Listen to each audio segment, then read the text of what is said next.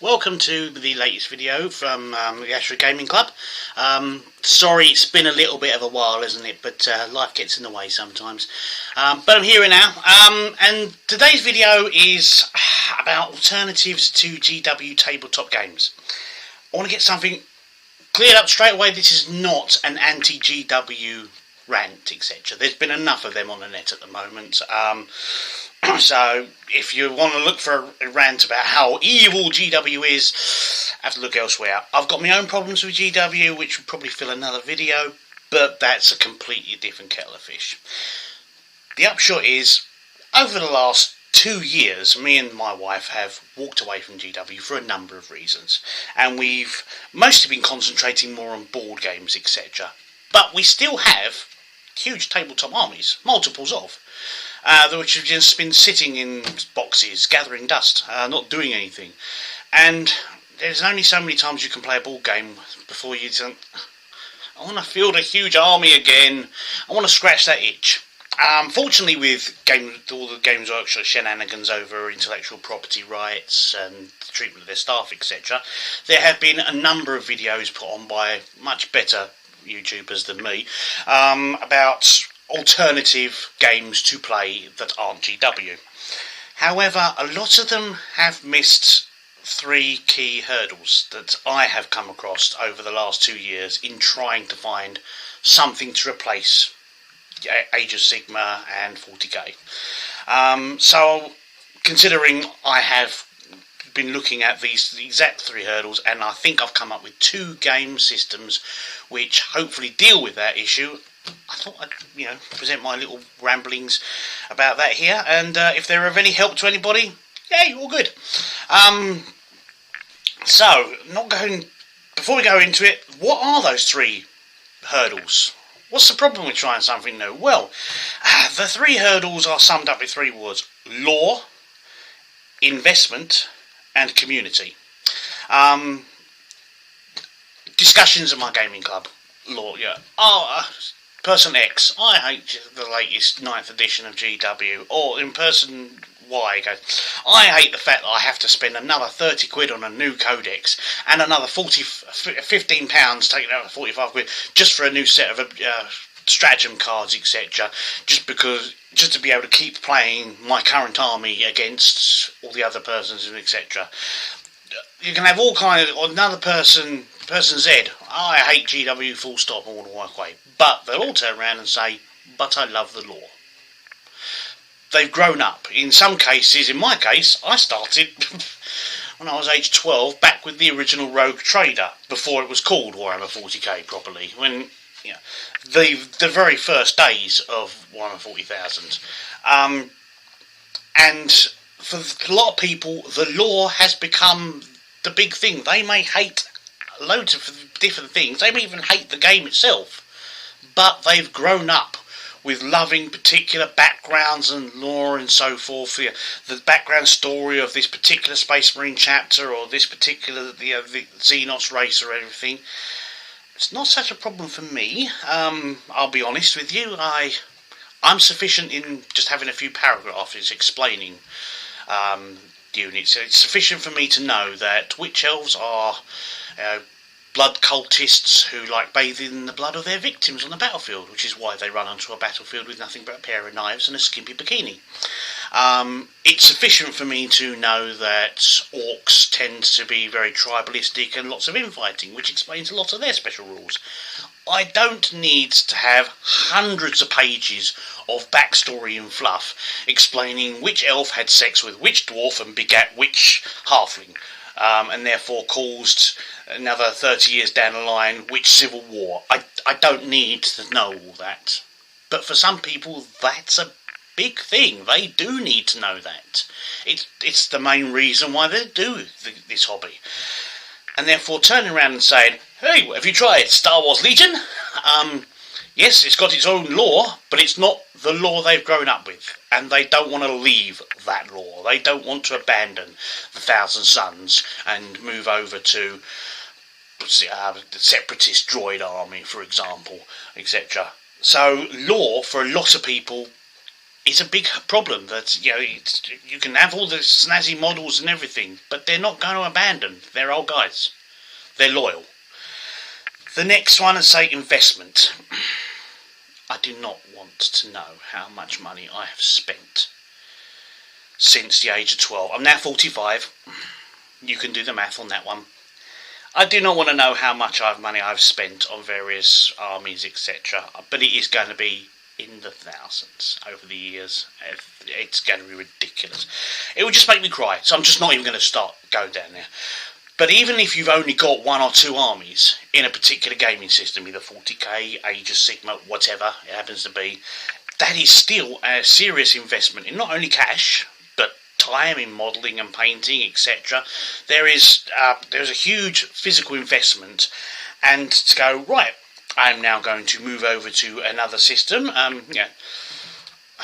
No, sorry, I've got too much invested in this collection of models, everything I've purchased for this, and all the time I've spent painting them up and modelling them and everything. I'm not just going to go off to eBay with that and switch over to play the Starks in Age of Ice and Fire and Ice, or whatever, the Game of Thrones game, or say Star Wars Legion or whatever. There's a lot of people that just will go, no, I can't do that. I can't just eBay or chuck in the bin or this lot. So that's the second biggest, and probably the third biggest hurdle is community. I know that if I still played 40k or Age of Sigmar, I could get a game down my local gaming club this week, no problem. There will be half a dozen people who will already be going there that will have armies on standby, and I'll just go on the Facebook message site for the club and say, anybody fancy a game of Age of Sigmar? And there'll be a couple of people, I could do that, how many points? Or, does anybody fancy a game of 40k? And there'll be and again, another half a dozen people, I can do that, no problem. That's the community. So I know I'm always going to be able to get a game. If I wanted to switch over to something else, another gaming system, who do I play against?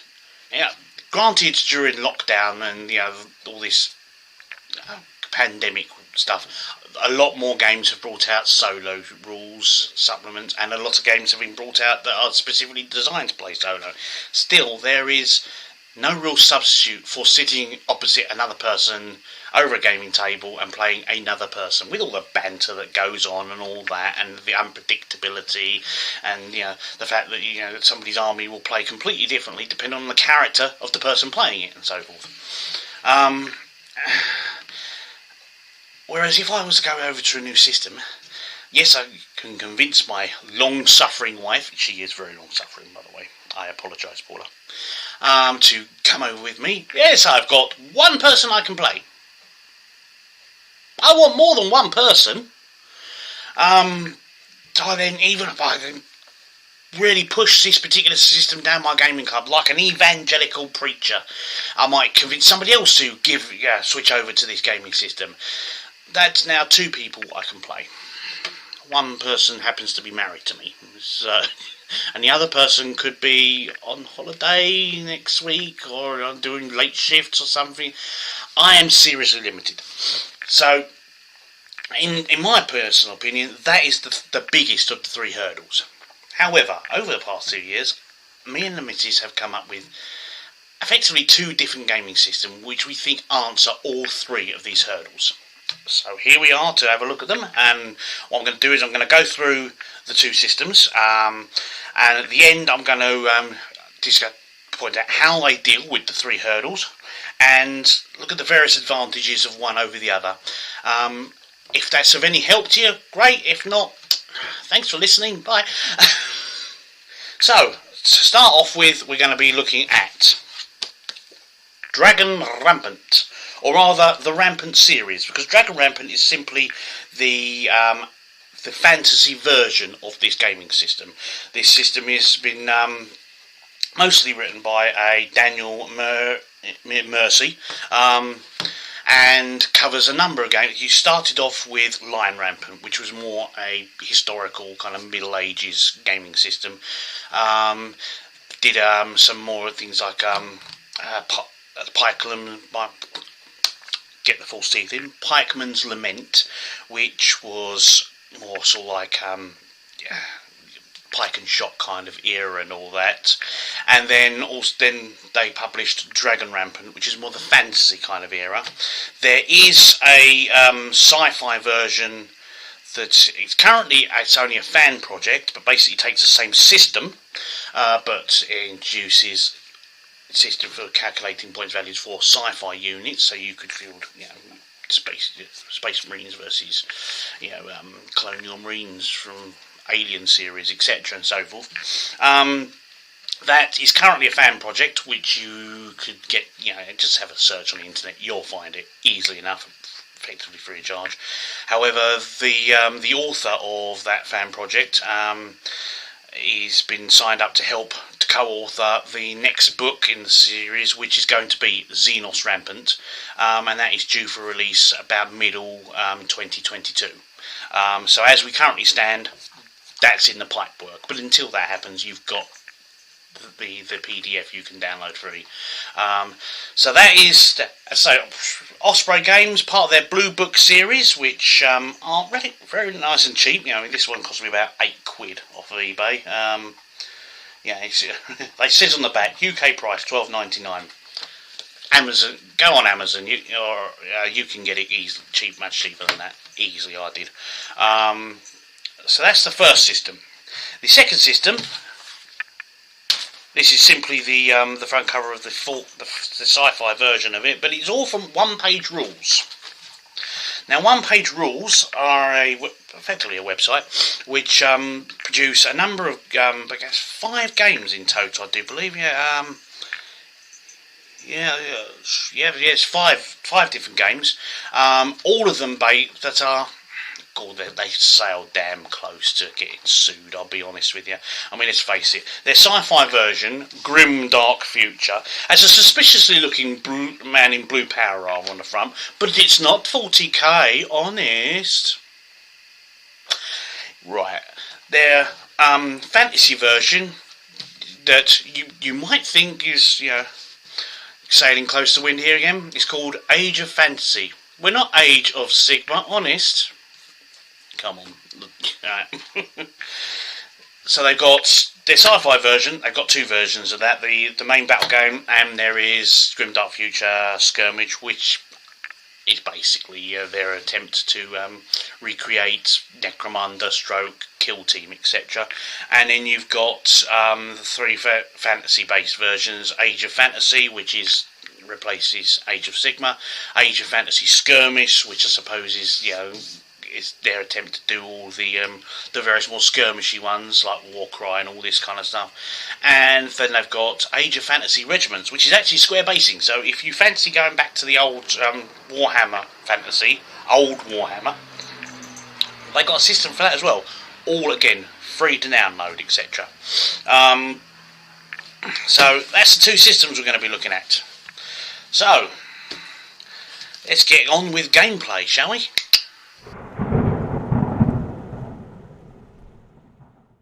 So, starting off, we'll start off with one-page rules, right? That's our baby we're going to start off with. So, as I say, free to download. The company's called One-Page Rules because the slimmest, most simplified version of the rules literally fits on one sheet of paper.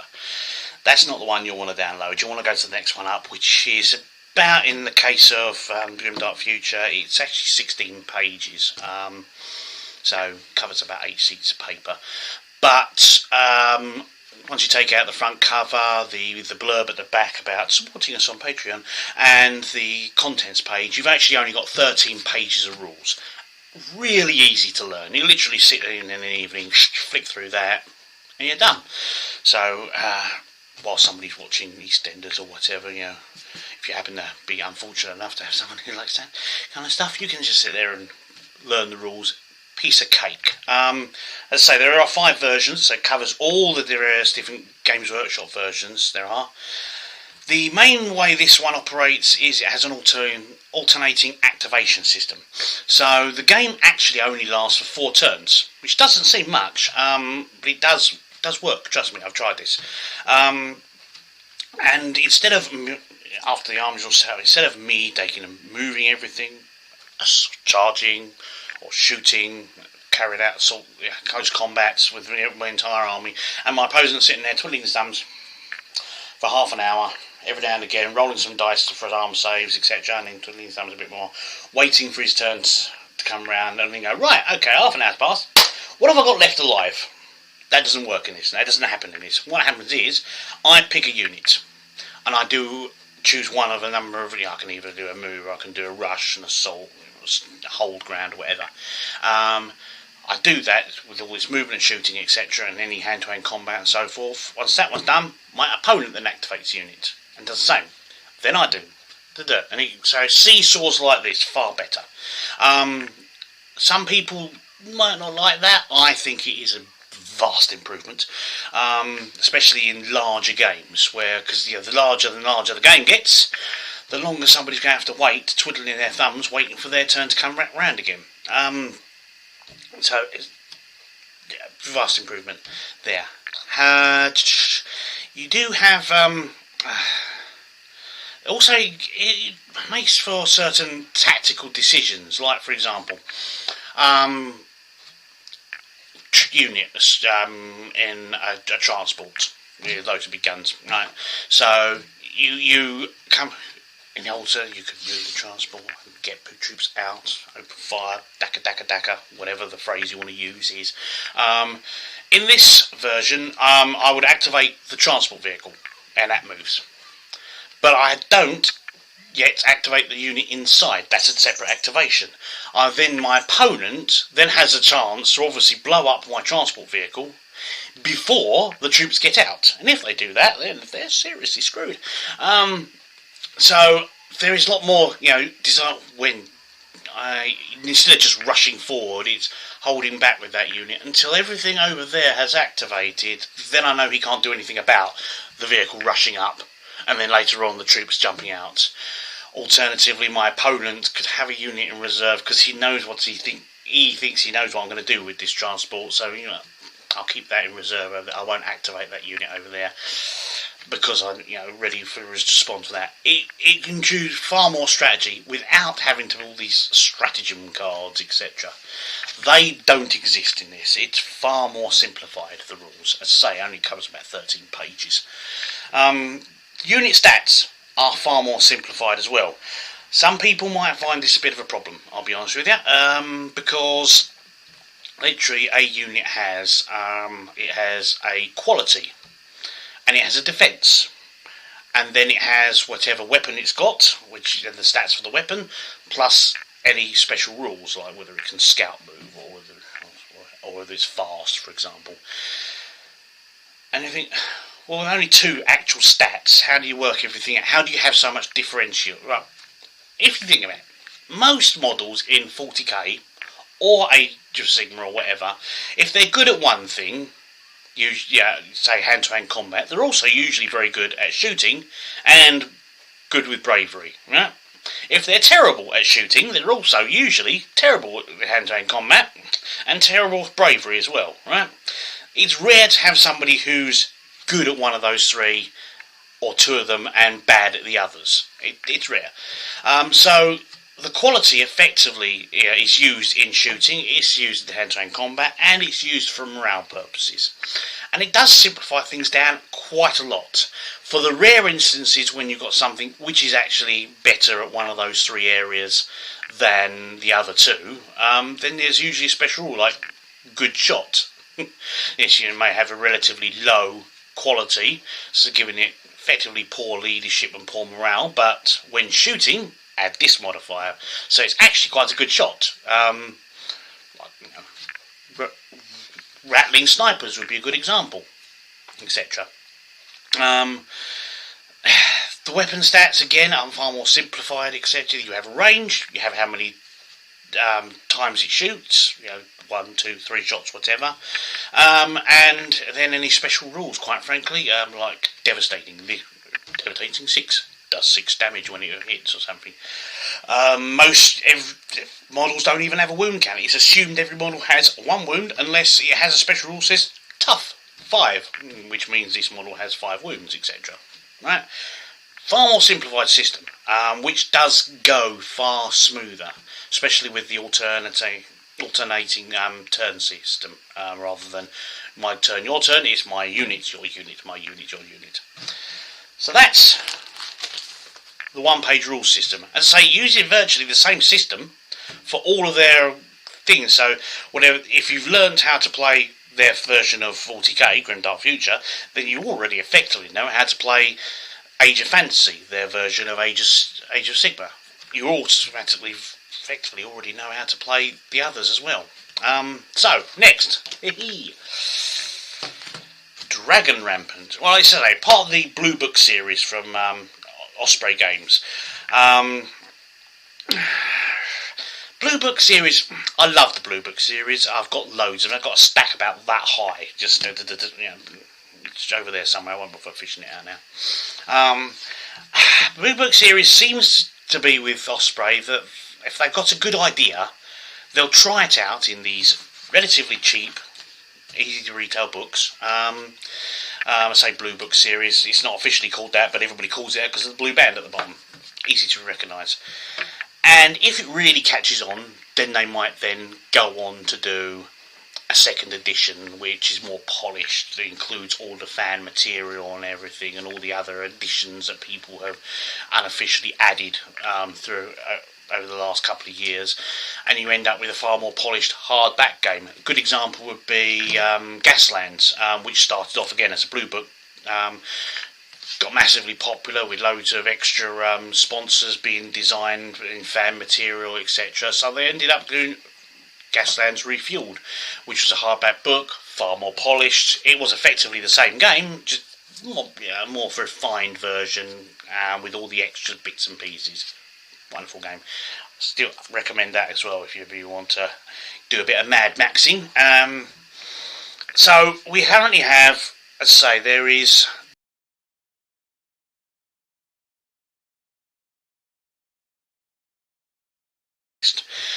but we're going to concentrate on the other two versions here, which is Dragon Rampant, which is the fantasy-based one, and Xenos Rampant. Now, Xenos Rampant technically isn't actually released yet. It's coming out middle to 2022.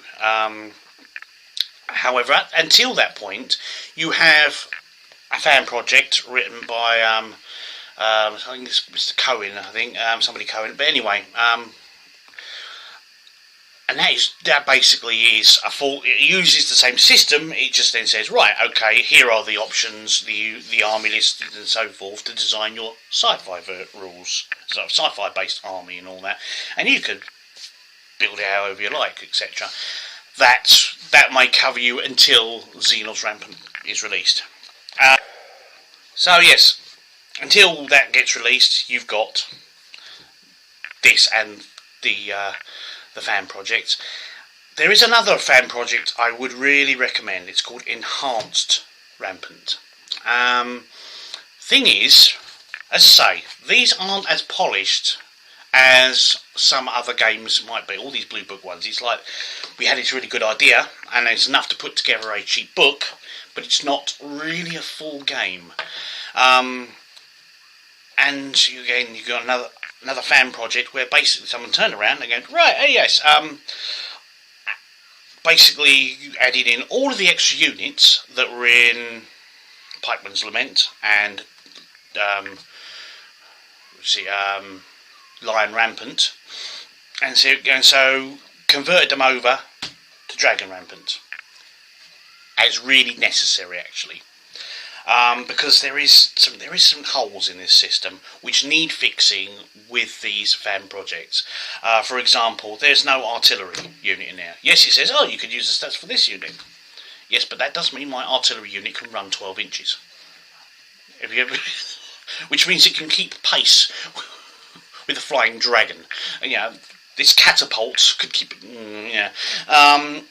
Whereas Enhanced Rampant has brought in dedicated artillery unit stats, black powder armed units, etc., and so forth. So I would really recommend getting the enhanced rampant and combining it with this.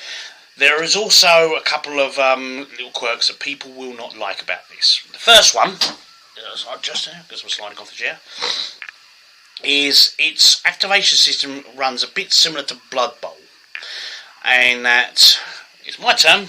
I pick a unit. I then choose an order that I'm going to give it, whether it's move, shoot, charge in, etc. Different units have different scores needed on a 2d6 in order to do different things. So, for example, light infantry, like missile troops, are not likely to want to go charging into hand-to-hand combat. Therefore, the order to send them into hand-to-hand combat requires a very high roll. Whereas they're armed with bows; they're meant to be shooting a lot. So the order to stand there and shoot is far easier. Right, whatever order I've chosen, I have to roll my 2d6 and score equal to or more than what is required for that unit type. But if I fail, that's the end of my turn. Like in Blood Bowl, if you failed a roll with a particular, so you was running or throwing a ball or trying to catch something, once you failed, that was it. If you still got other dudes to act on your team, that's it. Turn went to your opponent. That's what happens here in Dragon Rampant. So you are supposed to try and do all the easier orders and all of that first, rather than before you get to the more complicated, more difficult orders to do. It does stop people from chaining really sick combinations together. So I'll shoot them with that. I'll cast this spell on this unit. I'll get this wizard to cast this spell on that target unit, and then I'll charge him with this buffed unit into them and completely wipe them out. Sounds great until you say you do the shoot, you do the buff spell, you then do I failed that spell roll. That's the end of my turn. So I don't actually get, even though I've set it up beautifully now for the charge, I don't get the charge. It's my opponent's turn. It's supposed to represent command orders getting lost in the heat of battle and things going wrong. And just as you can completely, you could fail your first order roll onto the very beginning of your turn. You've lost your entire turn. It's bloody frustrating. Your opponent could do exactly the same. And I've played games where it's seesawed like that a couple of times. Fail. Your first order. Oh, you failed as well. Back to me then. It is fair, but some people don't like that. And again, that has been is a big problem for bigger games. If you're going to play bigger games, you're going to have more units, and eventually you're going to fail an order. And if you end up with, if you only got 5 units, then if you pass the first 4 and fail the 5th, you've got use out of 4 out of your 5 units. But if you have a unit of 10, army of 10 units, and you pass the first 4 orders and fail the 5th, you've got use out of 4 out of 10 units. This can be frustrating, which is why, again, various fan projects and sort of house rules are quite prevalent for players of Dragon Rampant, and it is something you will have to look into. That doesn't mean don't play it. I love playing it, and I'll explain why at the end when it comes to the advantages, why I still play this, even though you have to house rule a lot of stuff. Okay. Another big thing about this is the unit stats. You don't have stats for individual people. You don't buy, if your unit is 12 models strong, you don't get an attack for each one and so forth. You don't have stats for each person. What it effectively is, you have a stat for a unit. And effectively, the 12 people are just your wound counters. And the unit, as you start losing dudes from it, still retains the same stats and so forth all the way through until it gets down to half strength, at which point then it loses a number of attacks. But really the models are only really there to count the wounds.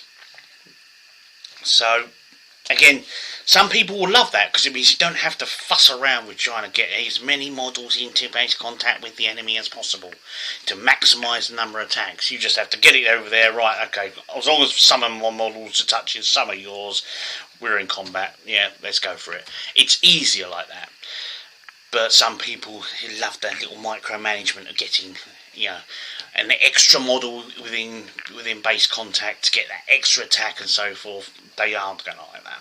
Anyway, so that's the basic rundown of the two systems.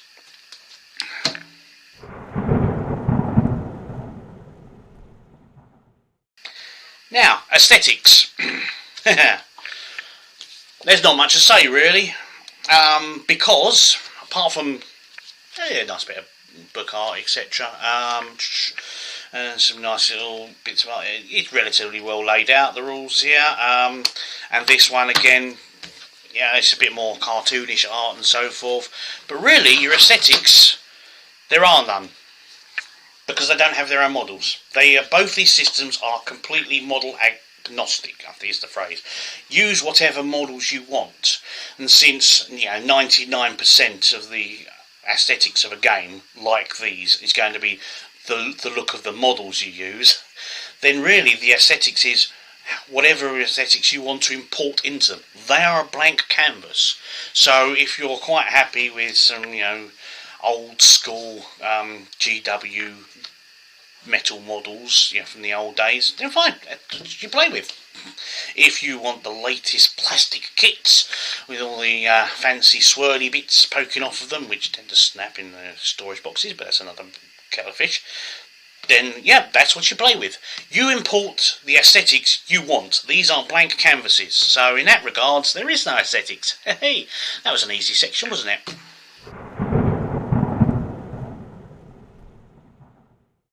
Lifespan. Right, okay, so when it comes to lifespan, we'll start off with one page. They have, again, free to download army rules for every faction that is currently produced by GW. Or, they have not used the same names, obviously, they've changed them slightly. They also have extra factions in there, like, for example, you want to play the old squats? There's an army list for the squats. Right? And it's regularly updated, which means if RKGW brings out a new race, or new units for an existing race, One Page Rules will simply updates the PDFs for their army lists on their website. Just download the extra stats for them. Piece of cake. So as long as GW, there'll be stats. And GW ain't going nowhere in a hurry. Right. End of story. It's got a long lifespan. Right, you're not going to have a problem with getting the stats for new units, etc., and the expansions and so forth. No problem. They're also bringing out new armies. So, for example, the fantasy version, Age of Fantasy. They've already brought out a Duchy of Vichy or something like that army, which basically is a Venetian army, as if Leonardo da Vinci had invented all of the weird stuff that he'd drawn on his parchments and all that, including helicopters and wooden tanks, etc., and so forth, and just he actually invented all of this stuff and supplied it to the Venetian army. And they've gone, right, we'll take that, and we've made an entire army list. So they're getting their own ones as well, which are nothing to do with GW as well. And the models for them is really quite nice. If you want to look on their STL files, which you can buy, they're also selling printed versions of them on Etsy. Again, another one to look at. They also have a points calculator system, which you can log on to. It does mean you end up having to back them on Patreon, though, to get access to that.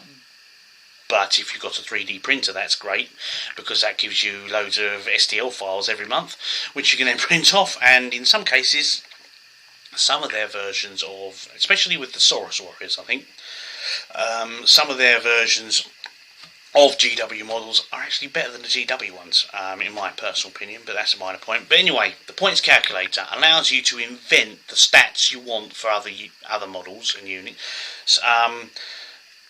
Run it through their points calculator thing, and it tells you how many points it would cost in their gaming system. I have seen on YouTube one person who even just got a 40k scale Titan and just designed the stats for it. It came out at something ridiculous like 5,000 points or something ridiculous like that. But yes, he could do that. He simply designed the stats, the weapons, etc., the ranges, everything he wanted for this Titan. It told him how many points he fielded in a game, and they reckon it worked quite well. So, lifespan. Not only GW, but other things. Knock yourself out, mate. Rampant, again. This one doesn't come with... Well, it does come with some suggested army lists in the back. Right? Men of the North, Rat Kin, Men of the West, Lizard Kin and all that, right? Quite frankly, forget all that rubbish. Right? Forget that. Right? Don't worry about the army lists at the back. They're purely a suggestion on how you could do it. The basic gist of the game is to invent the stats yourself for your own army. So you've got some models, these lizard men, right? Count them as heavy foot, for example, with this add-on and that add-on and so forth. Right, work it out. They cost this amount of points. Done. It's actually easier to work out point stats in here than it is on the one-page rule system. In short, that's what you're meant to do. You're meant to literally invent every army from scratch. It is so easy to do. So yes, when GW brings out a new model for your current army, right, you don't have to wait for a rules update from one-page rule. You simply go, I'll invent the stats for it. I'll work out how many points it is, and straight away, done. Like that, easy piece of cake. But you can also then expand into other armies in that way. So if you fancied using, say for example, a pike and shot style army, I have a friend of mine who I played him at Dragon Rampant with his samurai. So he had samurai on horse, samurai on foot. He also had sort of like Ashiguru with spears and Ashiguru with early muskets, etc. And he simply designed, using the system in here, the army in an afternoon, and we had a game. No problem. Piece of cake. So lifespan is, as long as there are models to play with, quite frankly, you'll be able to use both these systems. No problem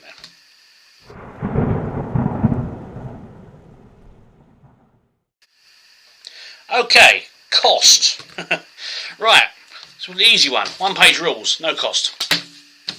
End of story, really. Yes, you can back them on Patreon. I think they've got two levels, a £4 and an £8, to get access to things like the points calculator and all the STL files, etc, etc, etc.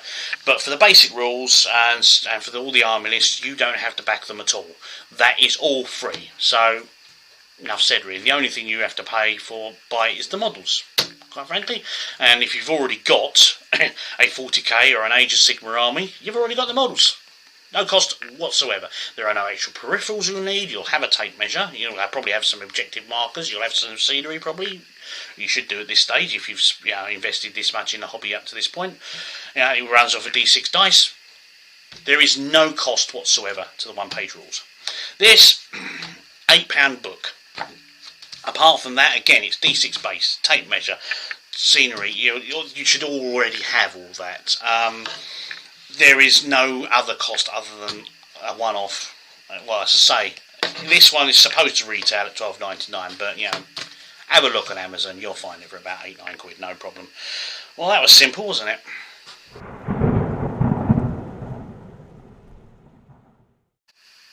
So, the hurdles.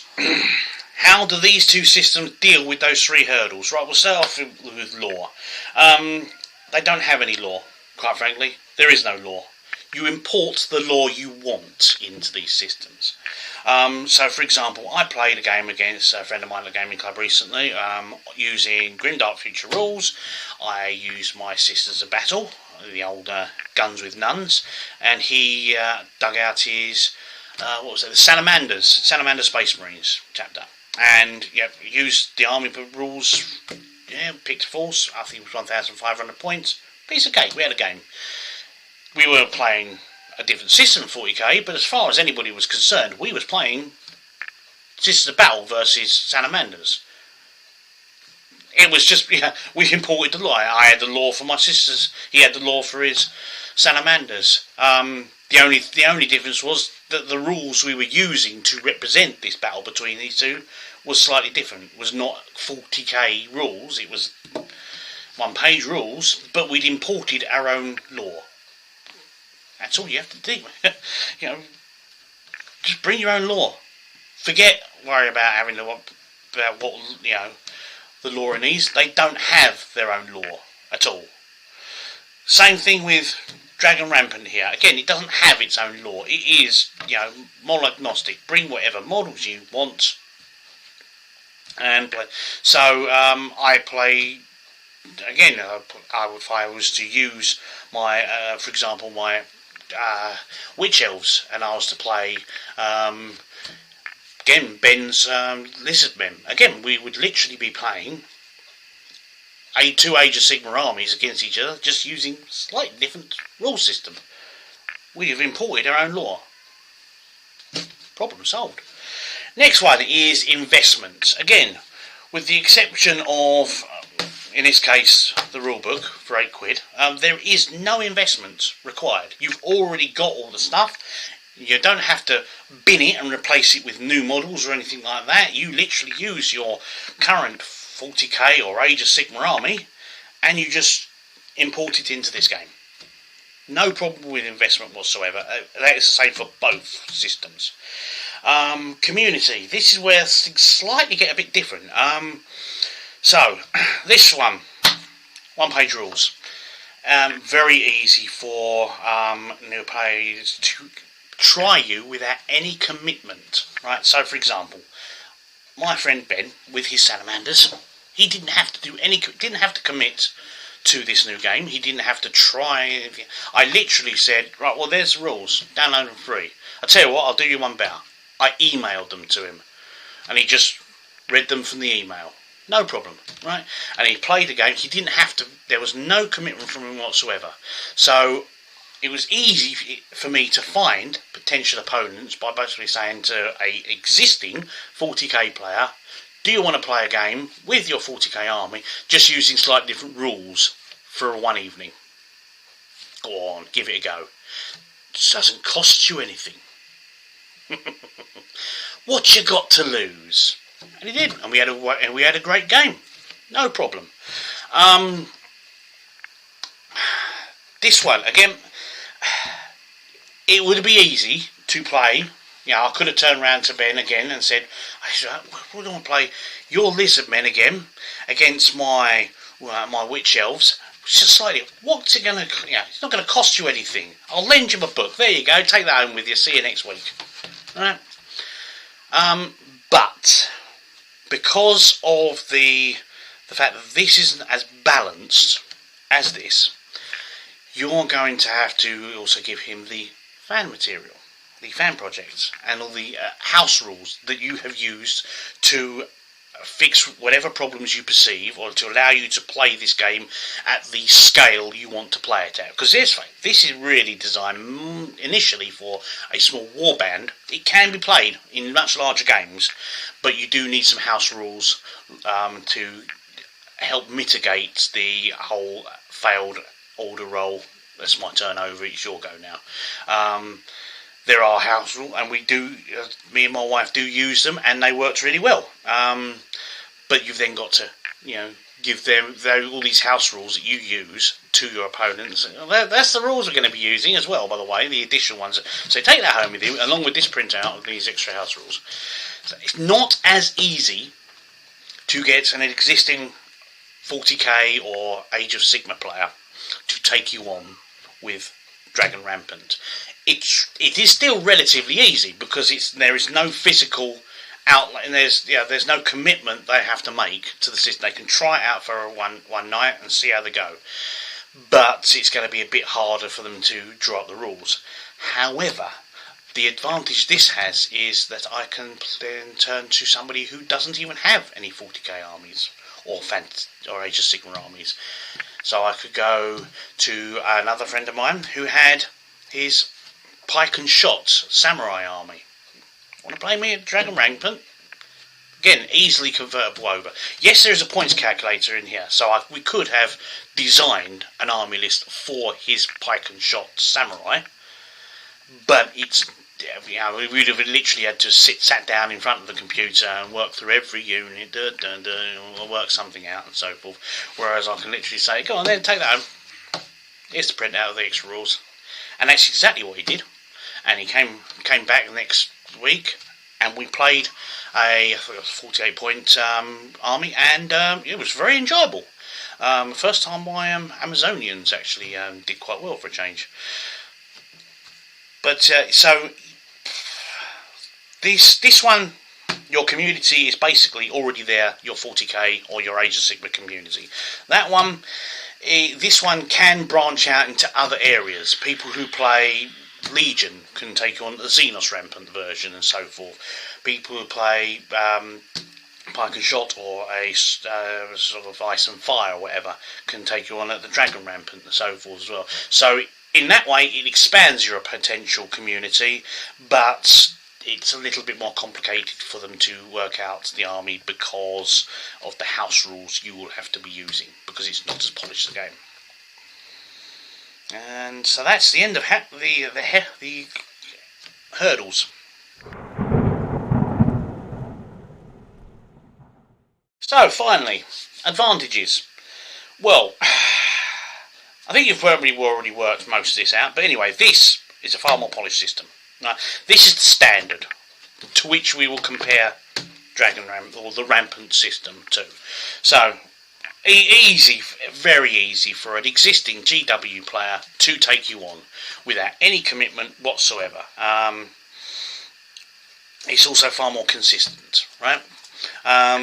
So if I play somebody who's got Space Marines, well, their Space Marines are going to be the exact same stats as somebody else's Space Marines when playing this, right? You flip over to this one. It's again easy for GW players to try, but it's also easier for non-GW players. So people play Legion, etc., Pike and Shot, and so forth. Second World War games like Conflict 47. Is 47? Yeah, Conflict 47 can be used in the Xenos Rampant version. Somebody who's got the old Colonial Marines from Prodos's Aliens vs Predator. Yes, I have a lot. They will be able to convert, so they can play this system as well. But it is a little bit more complicated. So, if I'm going to be playing somebody at the club who already has a GW army, I will suggest we play one-page rules. If I want to play somebody who wants to use something other than a GW army, Clone Army, for example, Colonial Marines, etc., I will suggest the Rampant system. And that's basically what it boils down to. There is, however, the slight problem with consistency here again. So, for example, somebody who has, say, the Lizard Men, good example. Somebody might decide that their Saurus Warriors are bellicose infantry with various stats that are associated with that, plus bonuses, etc. that they pay for, right? However, I could then play somebody else who reckons, no, my Saurus Warriors are, they're more like elite infantry. Now, yes, they will pay more points because they'll be fielding their Sauruses as elite infantry. However, it does mean that one game I'm playing Saurus Warriors with one set of stats, and another game I'm playing Saurus Warriors who operate completely differently. So you lose consistency with this. With this, you have consistency. You know that those Saurus Warriors will have the same stats no matter which person you are playing. And that is basically it. So it's also, I hope this has been of some help. I play both. My wife has effectively a Red Wall based army, which she uses in this. And she's digging out her Mechanicum, which she's going to be using in this. I've dug out my Battle Sisters. I also happen to have an army that's made up entirely from Etsy sourced models, completely made up of the out of my own imagination of sort of like Amazonian Incas, which I use in this. So hopefully that's been of some help. If so, hit those like buttons. Let me know if I'm doing anything good, being of any help to you. And until next time, look after yourself.